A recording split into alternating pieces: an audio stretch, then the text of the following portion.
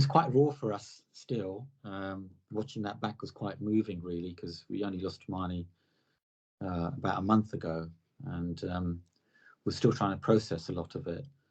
And really throughout this journey, our faith has been critical in helping us keep our sanity, really, because Amani knew from a young age, and we've always said that a part of our faith that is that really this life is nothing but a test.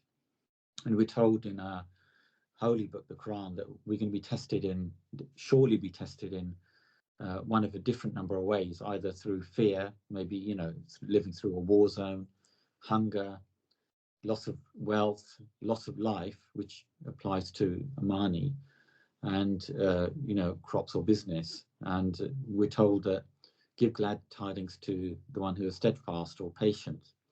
So Amani has always known that, and we all know that we're all going to be tested in one of these different ways. Of course, we had no idea that it'd be our daughter who'd be tested in this way by being diagnosed with brain cancer. And it was a shock to us because she's so healthy one day and then having a seizure and being told that she had 12 to 18 months to live the next day.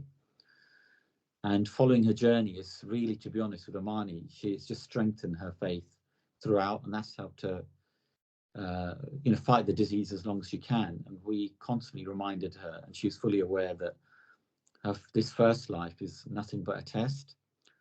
And then following this first life, for all of us, the grave is like a resting place till the day of judgment. And on the day of judgment, we'll get a clearer understanding of you know, our destination and where we're going to go. And then the final resting place for everyone is either in heaven or hell. So it's similar to all the Abrahamic faiths, like Judaism and Christianity. And really, for a Muslim, death is just the beginning of the journey and not the end. You know, with all our tests in our life, we don't need to love the test, but we have to love Allah through the test and have trust in Him.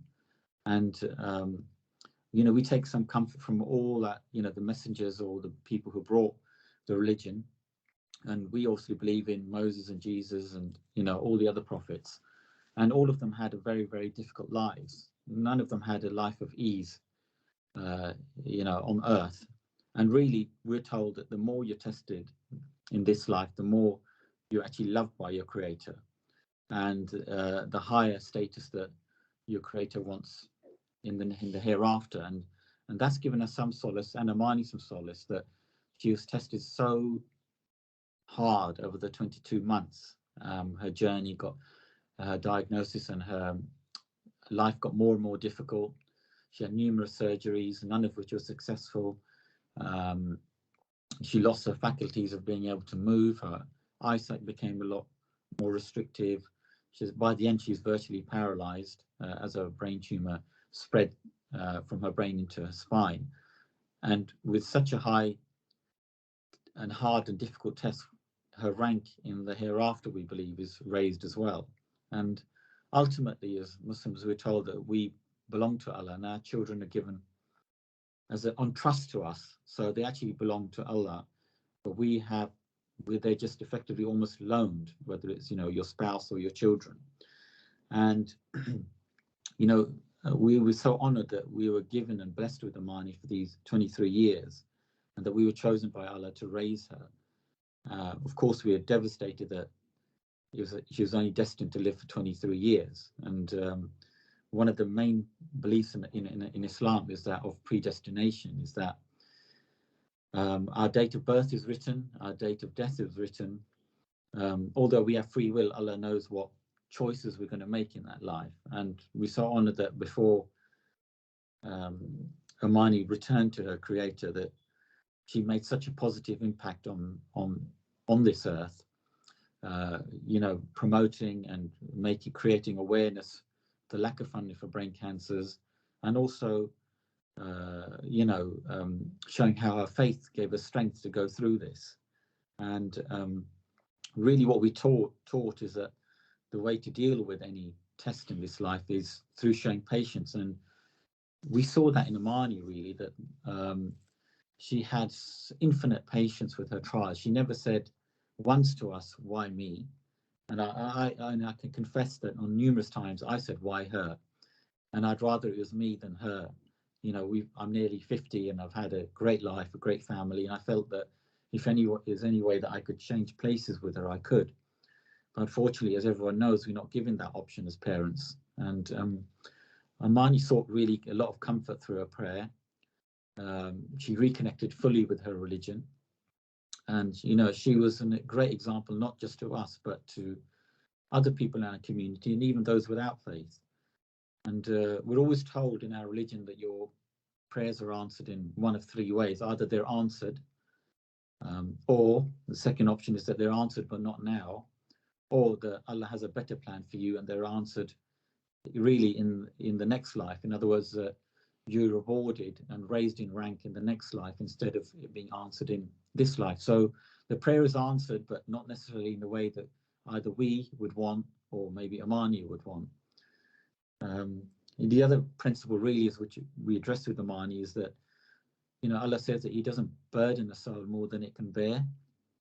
And, you know, for us to be thinking, yeah, that's quite a difficult one, because at the end of the day, then you would expect that there'd be some cure on this earth for this illness. But we are told that, well, sometimes the ease doesn't come in this life, it comes in the next life. So we believe that Allah thought that Amani could bear this trial with patience, and she did, and that she's going to be rewarded in the next life for all her good deeds. So nothing goes to waste. And, you know, obviously, as Muslims, we're told that any illness is an expiation for any wrongdoing and an elevation in the rank in the hereafter for her. So I feel that, you know, there's anything that Amani went through, we're confident that she will be rewarded for it. And there's a common perception that, you know, of martyrdom in Islam, but, you know, there's a number of other categories of martyrs, like a woman dying in childbirth, but also somebody suffering from an internal disease. And cancer is really an internal, invisible disease. And we're confident that, and we're also told by Imams that because Amani died of an internal disease, that she dies as a martyr. And hopefully she'll be able to intercede for us in the next life when we pass away. So we get some comfort from that. And also the other real important factor for us as a family is, what legacy has Amani left? You know, we all have to die. Are we all going to be forgotten? And really, Amani has left an amazing legacy for all future cancer sufferers, not just brain cancer sufferers, but all young people going through a trial. And, you know, we believe that she will continue to get rewarded for the legacies left behind. So the numerous charity things that she's been left behind. So there's a number of water wells that have been built around the world. There's going to be a school built and a mosque built in her name in the near future.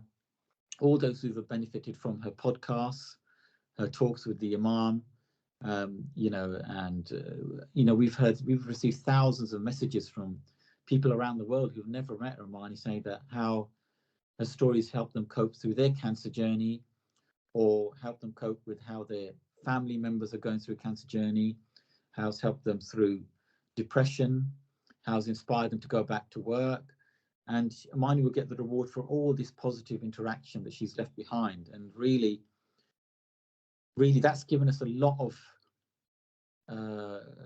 joy and peace in our hearts, you know, and see how Amani, our daughter, our precious daughter, in 22 months when she fell ill, what of impact she's made on so many people. And we wouldn't be here chatting to you guys if it wasn't for the impact that Amani made, really. And it gives us an opportunity to, you know, promote the need for more cancer research, fight for a cure for all sorts of cancers, in particular funding for brain cancers. And we're thankful that through Amani that we're able to reach out to a bigger audience and a bigger community, really.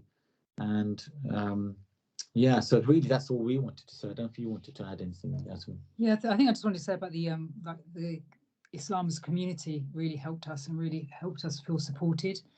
So literally we've been going through this journey for 22 months, and I've hardly cooked in that whole 22 months. We've literally been dropped, you know, food has been dropped at our doorstep by friends, even friends that live, you know, miles away from us, and they go on the motorway and come and deliver that to us. I'm actually a convert to Islam, so for my non-Muslim family, that's been amazing to see Islam in practice rather than like maybe the theory that they sometimes hear.